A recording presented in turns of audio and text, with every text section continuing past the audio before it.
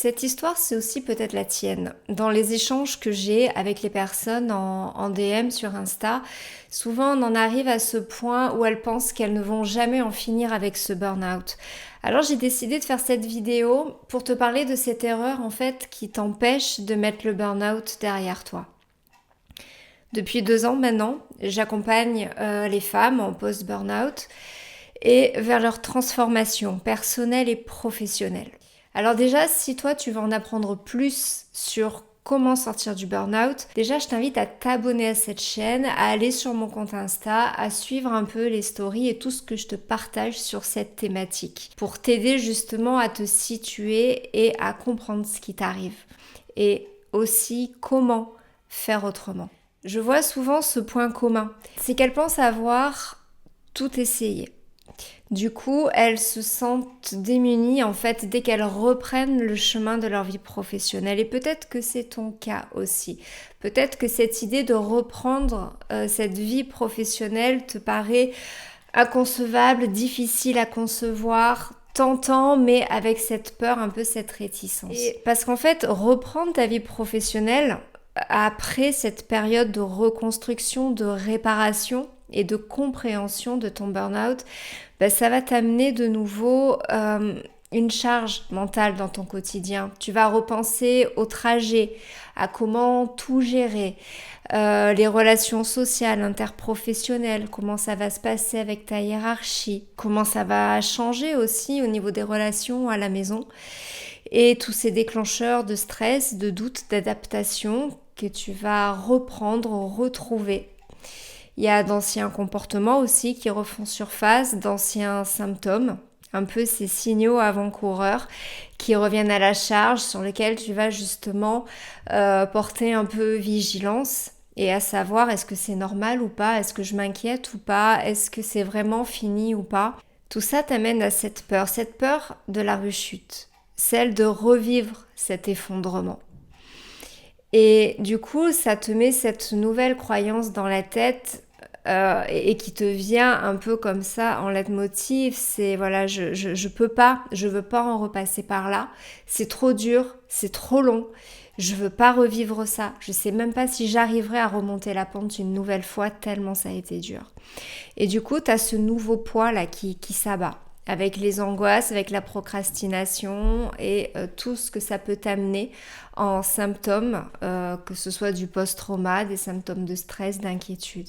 L'erreur qui te conduit à cette étape-là, c'est celle de ne pas différencier la remontée de la pente de ton burn-out et la sortie de ton burn-out.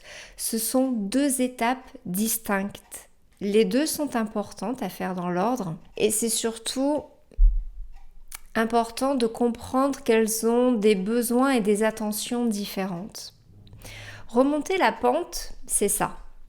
Tu dois retrouver un équilibre sain pour que les batteries de ton corps soient pleines ou quasi pleines, en tout cas que ça remonte, que tu ne sois plus comme une cocotte minute en surchauffe avec tes émotions et aussi que ton calme mental se réinstalle.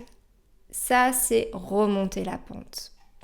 À ce moment-là, l'énergie revient, l'envie refait surface et le projet pro, quel qu'il soit, commence à se mettre aussi en place avec un peu plus de clarté. Ça te montre que tu es sorti de l'épuisement, mais le burn-out, c'est plus qu'un épuisement. C'est beaucoup plus que ça. Le burn-out, c'est l'effondrement de tout ton système de valeurs, de toutes tes croyances qui ont construit tes comportements et notamment le comportement qui a conduit ton mental dans le mur. C'est ça aussi, l'effondrement. Donc reprendre ta vie, c'est te remettre face à ces comportements, face à ces croyances avec cette nouvelle information. Aujourd'hui, ton mental sait que ce ne sont plus tes fonctionnements qui te protègent. Sortir du burn-out, c'est construire de nouvelles voies à ton mental, de nouvelles voies à tes raisonnements, à tes comportements pour que ton inconscient et ton système nerveux se sentent en sécurité. Si il te laisse toi reprendre ta vie. Donc les angoisses, la procrastination, les symptômes qui se remettent en action lorsque toi tu vas vers tes projets, c'est que ton inconscient et ton système nerveux ne se sentent pas encore outillés, équipés, en sécurité pour te dire on est OK avec toi. Et ce n'est pas mission impossible. Ça ne met pas 10 ans de thérapie pour passer ce cap-là. C'est en fait accepter de prioriser les impacts de ton burn-out à ton envie de passer à autre chose. Ton énergie est là, tu as vraiment envie de mettre ça derrière toi, tu es vraiment motivé. C'est complètement OK, ton mental est OK, tes croyances sont OK, ta motivation est OK, mais ton inconscient et ton système nerveux ont besoin de choses qu'ils n'ont pas su trouver la première fois. Et c'est ça, accepter de prioriser les impacts de ton burn-out.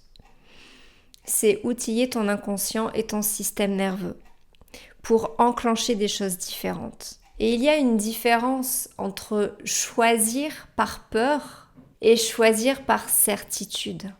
Et quand tu vas reprendre les choses, ta vie en place, dans les choix que tu vas faire, c'est important de te demander est-ce que tu choisis cette voie-là, ce concept-là, cette décision-là pour éviter quelque chose ou parce que vraiment tu construis avec de nouvelles ressources, de nouvelles croyances qui sont beaucoup plus alignées avec la toi d'aujourd'hui. Et du coup, ça te demande d'oser te demander quel est le moteur de tes derniers choix. Éviter de revivre ou alors construire avec sérénité. Et là, la réponse, elle n'est pas dans ta tête. Là, je t'invite à poser la question à ces moments-là dans ta vie et d'écouter la réponse de ton corps avant la réponse du mental. Et être en lien avec ton corps, c'est ce qui va justement te permettre d'être dans cette démarche de « maintenant je fais quelque chose de différent ».